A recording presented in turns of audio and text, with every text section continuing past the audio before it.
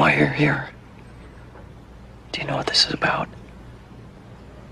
I'm not sure yet, but I think we're gonna find out soon.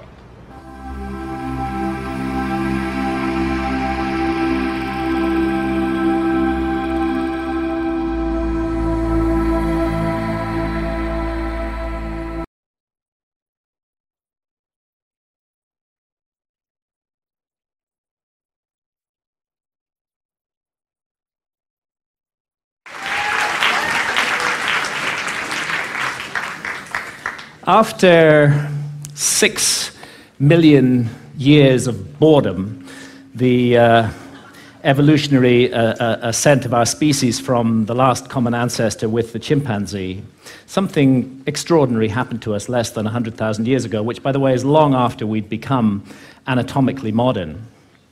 It was a kind of emergence into consciousness less than 100,000 years ago, really less than 40,000 years ago, when we became fully symbolic creatures. And this great change has been defined as the single most important step forward in the evolution of human behavior, is intimately associated with the emergence of the great and transcendent rock and cave art all around the world.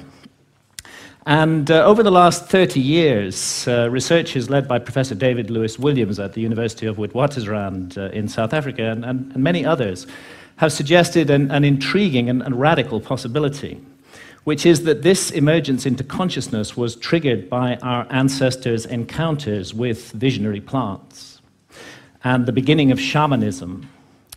If you analyze the cave art, there's not time to go into the details here, but there are so many details that make it clear that this was an art of altered states of consciousness, of visions, and that plants like the Amanita muscaria mushroom or psilocybin mushrooms appear to have been directly connected with this sudden and radical change.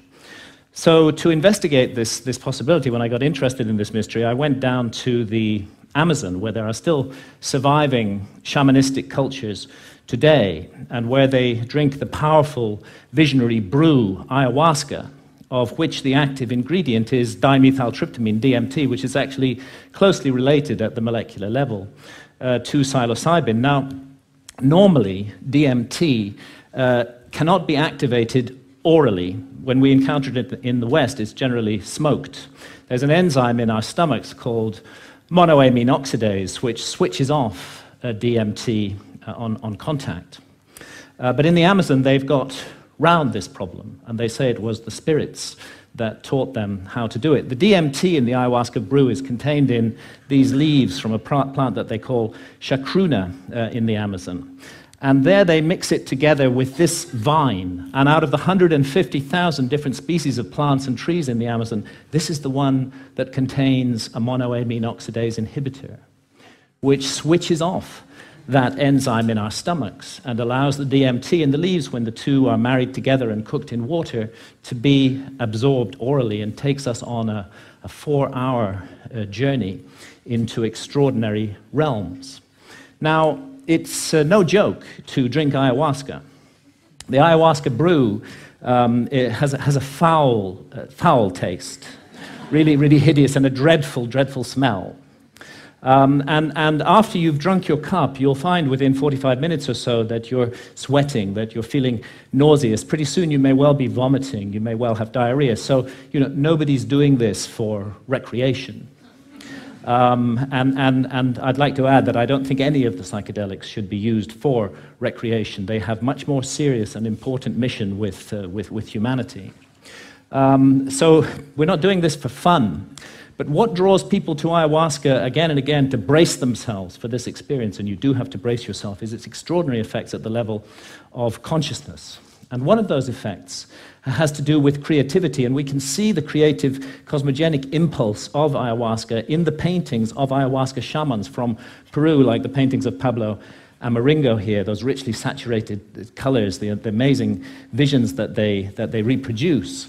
And this creative impulse has also spread to Western artists. Many Western artists now have been deeply influenced by ayahuasca and are also painting their visions. And as these paintings show, another universal experience of ayahuasca is the encounter with seemingly intelligent entities which communicate with us telepathically. Now, I'm making no claim one way or another as to the reality status of these entities we encounter, simply that phenomenologically, in the ayahuasca experience, they are encountered by people all over the world. And most frequently of all, the spirit of ayahuasca herself, Mother Ayahuasca, who is a healer. And although she's kind of the mother goddess of the planet, she seems to take a direct personal interest in us as individuals, to heal our ills, to want us to be the best that we can possibly be, to correct errors and mistakes in our behavior that may be leading us down the wrong path. And this is perhaps why, and it's an untold story, really.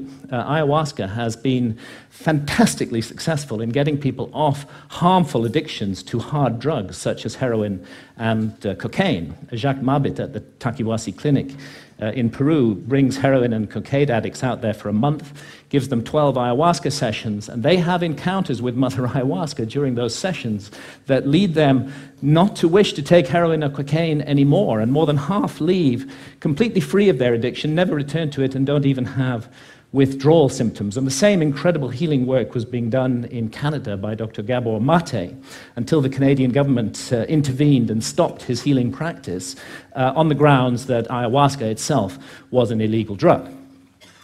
Now, I have some personal experience of this. I've not been addicted to heroin or cocaine, but I had a 24-year non-stop cannabis habit. And this started off smoking the herb and laterally vaporizing it, but the basic truth is that for 24 years, I was pretty much permanently stoned. And I enjoyed being stoned. And I felt that it helped me with my work as a writer, and perhaps at some point it did. But when I first encountered ayahuasca, I'd already been smoking cannabis for 16 years, and almost immediately, ayahuasca started giving me messages that this was no longer serving me, that it was leading me to behave in negative and unhelpful ways towards others. And of course, I ignored those messages for years and years, and went back to being stoned 16 hours a day. But that negative behavior that ayahuasca was pointing up did actually get worse and worse. I don't want to put down cannabis, and I believe it's the sovereign right of every adult to choose to smoke cannabis if they wish to do so.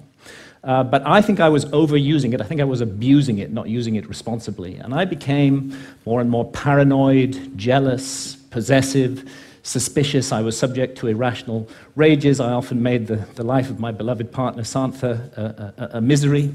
And when I went down for my regular encounter with ayahuasca in October 2011, I was given the most unbelievable kicking by Mother Ayahuasca. And I was put through an ordeal. It was a kind of life review. And it's not an accident that ayahuasca is the vine of the dead. I was shown my death. And I was shown that if I came to death and what awaits us after death, without having corrected the mistakes that I was making in my life, that it would be a very bad thing for me. And actually, Mother Ayahuasca literally took me to hell. And that hell was a little like this hell painted by Hieronymus Bosch, a truly terrible place, and a little like the place that the ancient Egyptians called the judgment